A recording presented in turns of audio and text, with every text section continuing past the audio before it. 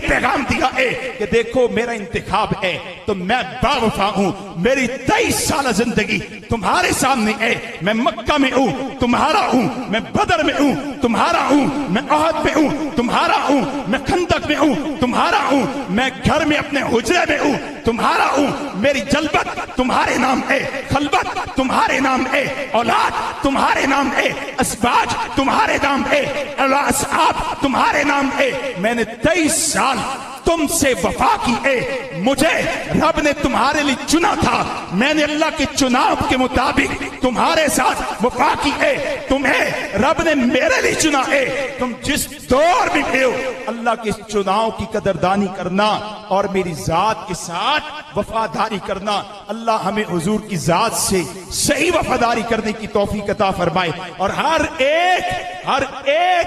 ایک مفاد سے بالا تر ہو کر فقط حضور کی وفا کو دیکھتے ہوئے حضور سے وفاداری کی توفیق عطا فرما دے۔ اور مولانا اسامہ رضوان صاحب کا دوسرا عنوان تھا قادیانیت، کہ قادیانیت اسلام کا نام لے کے، غور سے سن لے، قادیانیت اسلام کا نام لے کے اسلام پہ حملہ کر رہی ہے، انبیاء کی نبوتوں کے اقرار کرتے ہوئے انبیاء کی نبوتوں کو مشکوک بنا رہی ہے، امام الانبیاء کا نام لے کے امام الانبیاء کی ختم نبوت پر ڈاکہ ڈال رہی ہے، اصحاب رسول کے نام پہ اصحاب رسول کے نام لے کر مرزا غلام قادیانی کے